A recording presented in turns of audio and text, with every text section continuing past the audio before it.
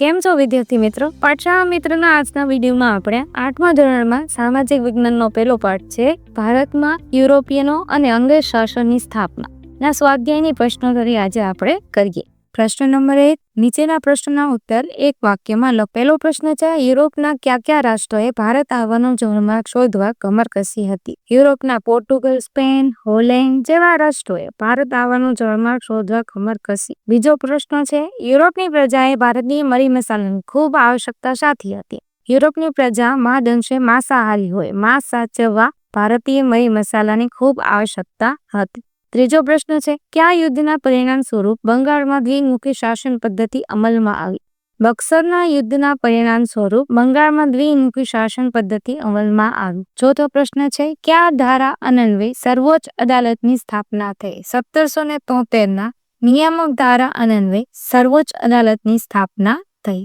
ત્યાર પછી છે 2 પ્રશ્ન ટૂંક નોંધ લખો. એમાં છે પહેલું પ્લાસીનું યુદ્ધ. કલકત્તામાં અંગ્રેજોની હારના સમાચાર મદ્રાસ પહોંચ્યા. અંગ્રેજોએ બહુ ઝડપથી ક્લાઈવના નેતૃત્વ નીચે એક સેનાને કલકત્તા મોકલી. નવાબના વિશ્વાસુ માણેકચંદે લાંચ લઈને કલકત્તા અંગ્રેજોને સોંપી દીધું. અંગ્રેજોએ હવે કૂટનીતિનો આશરો લીધો જેમાં લાંચ એની મુખ્ય હતી. તેણે નવાબના મુખ્ય સેનાપતિ મીર જાફરને નવાબ બનાવવાનું વચન આપી તેનો ટેકો મેળવ્યો. સાથે સાથે બંગાળના મોટા શાહુકારો જગત શેઠ, રાય દુર્લભ અને અમીચંદને પણ પોતાની તરફેણમાં કરી લીધા. માર્ચ 1757માં ફ્રેન્ચ વસાહત પર અંગ્રેજોએ આક્રમણ કરી નવાબના સાર્વભૌમત્વને પડકાર્યું. 23મી જૂન 1757ના રોજ ક્લાઇવના નેતૃત્વ હેઠળ અંગ્રેજ સેના અને નવાબની સેના વચ્ચે મુર્શિદાબાદ પાસે આવે પ્લાસી નામના સ્થળે યુદ્ધ થયું. નવાબના સેનાપતિઓએ અંગ્રેજોનો મુકાબલો કર્યો પરંતુ મીર જાફરના વિશ્વાસઘાતને કારણે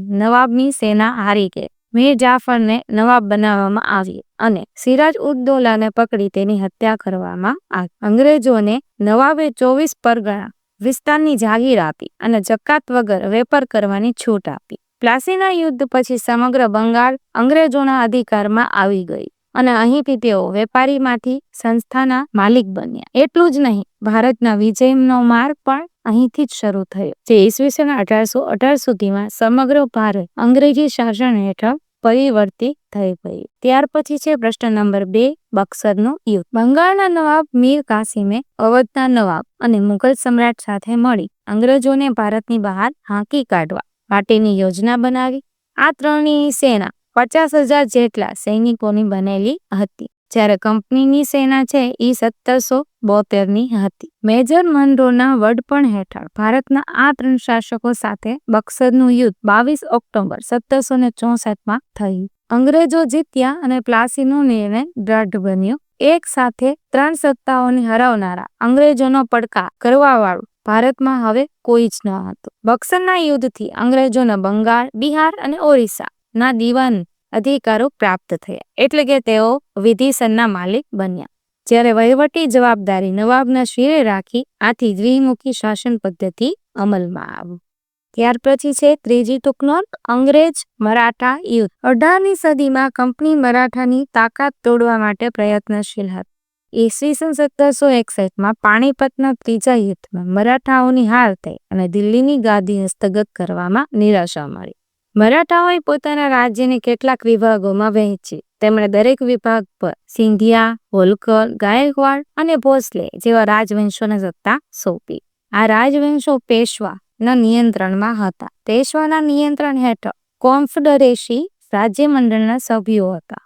પેશવા લશ્કરી અને વહીવટી વડા હતો. તેનું મુખ્ય મથક પુણેમાં હતું. મરાઠા અને અંગ્રેજો વચ્ચે કેટલાક યુદ્ધો થયા. પ્રથમ યુદ્ધ છે એ ઈસવીસન 1775 થી ઈસવીસન 1782માં સાલબાઈની સંધિ 1782માં થઈ. બંને એકબીજાના ક્ષેત્રો પરત આપવાનું નક્કી કર્યું. કોઈની હાર જીત ન થઈ. દ્વિતીય અંગ્રેજ મરાઠા યુદ્ધ ઈસવીસન 1803 થી ઈસવીસન 1805માં થયું. વેલેસ્લીએ મરાઠાઓ પર અંગ્રેજોની આણા વર્તાવી. આ યુદ્ધથી ઓડિશા અને યમુનાના ઉત્તર આવેલા આગ્રા અને દિલ્હીના ક્ષેત્રો અંગ્રેજોના કબજામાં આવ્યા. તૃતીય યુદ્ધ છે એ અંગ્રેજ મરાઠા યુદ્ધમાં ઈસવીસન 1817 થી ઈસવીસન 1819 મરાઠાની તાકાત કેચડી નાખવામાં આવી. પેશવાને પુણેમાંથી હટાવી કાનપુર પાસે બિઠુરમાં પેન્શન આપી મોકલી ગઈ. હવે વિંધ્યાચલથી લઈ દક્ષિણના બધા જ ભાગ પર કંપનીની સત્તા સ્થપાઈ. સંપૂર્ણ ભારત પર બ્રિટિશ સત્તાની સ્થાપના થઈ. ત્યાર પછી છે ચોથું, મૈસૂર વિગ્રહ.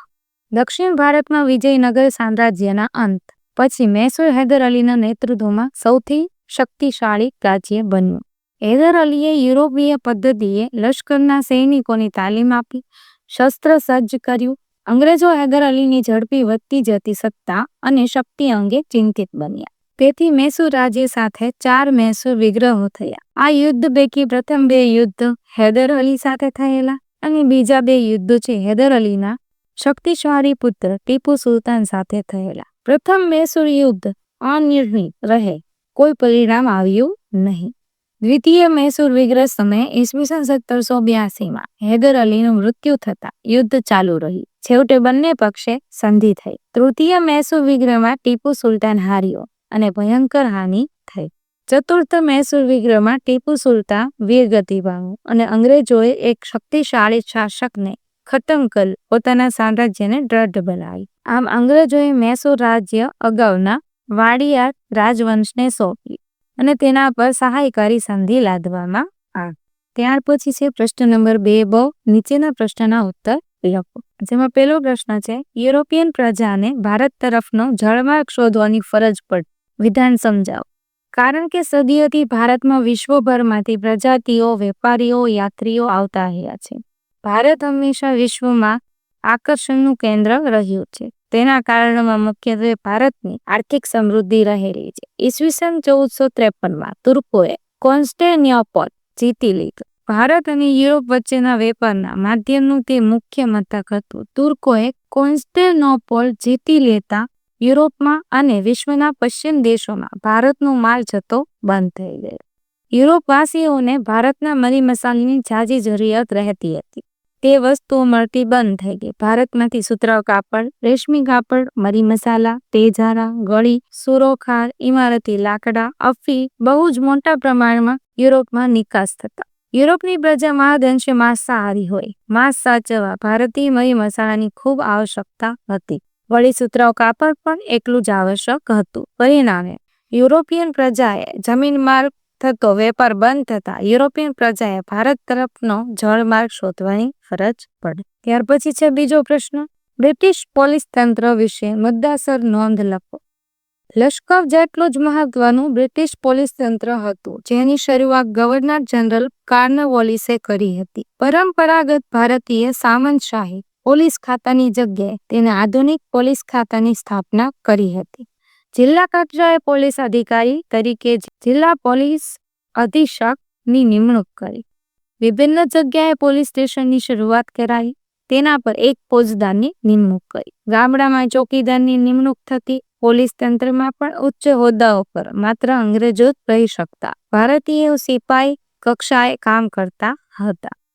ત્રીજો પ્રશ્ન છે, ભારતની પ્રજા માટે વિદેશી શાસન અને વિદેશી કાયદો એ બંને અસ્વીકાર્ય છે. મહાત્મા ગાંધીના આ વિધાનને સમજાવો. આપણે બ્રિટિશ વહીવટી તંત્રને આધુનિક વહીવટી તંત્ર કહી શકીએ, પરંતુ તેનો ઉદ્દેશ ભારતમાં બ્રિટિશ સામ્રાજ્યને મજબૂત બનાવવાનો હતો. એટલે ભારતીય આ વહીવટી તંત્રનો પૂરતો લાભ લઈ શક્યા નહીં. અંગ્રેજોએ નિરંકુશ રીતે ભારતીયો વિરુદ્ધ આ કાયદાઓ દ્વારા વ્યવહાર કર્યો હતો. એટલે બ્રિટિશ શાસનથી ભારતમાં એક અવિશ્વાસનું વાતાવરણ ઊભું થયું. મહાત્મા ગાંધીએ લખ્યું છે કે ભારતની પ્રજા માટે વિદેશી શાસન અને વિદેશી કાયદો એ બંને અસ્વીકાર્ય છે, કારણ કે તેનાથી ભારતીય જનતાની સુખાકારીને બદલે બ્રિટિશ સ્વાર્થની પૂર્તિ થાય છે. ત્યાર પછી છે ચોથો પ્રશ્ન, દ્વિતીય અંગ્રેજ મરાઠા યુદ્ધના પરિણામો જણાવો. દ્વિતીય અંગ્રેજ મરાઠા યુદ્ધ ઈસવીસન 1803 થી 1805માં થયું હતું. વેલેસ્લીએ મરાઠાઓ પર અંગ્રેજોની આળ વર્તાવી. આ યુદ્ધથી ઓડિશા અને યમુનાના ઉત્તર આવેલા આગ્રા અને દિલ્હીના ક્ષેત્રો અંગ્રેજોના કબજામાં આવ્યા. પ્રશ્ન નંબર 3 છે, નીચે આપેલ વિકલ્પમાંથી સાચો વિકલ્પ શોધી ઉત્તર લખો. પહેલો પ્રશ્ન છે, ભારતમાં પોર્ટુગીઝોની રાજધાની કઈ હતી? એમાં આવશે સી, ગોવા. બીજું, ગોલકોંડાના શાસક પાસેથી ફરમાન લેવી મછલીપટ્ટનમમાં પોતાનું સ્થાન જમાવનાર યુરોપિયન પ્રજા કઈ હતી? સી આવશે ડચ. ત્રીજું છે, ભારતમાં ન્યાયતંત્રની શરૂઆત કરનાર અંગ્રેજ અધિકારી કોણ હતો? બી, વોરન હેસ્ટિંગ.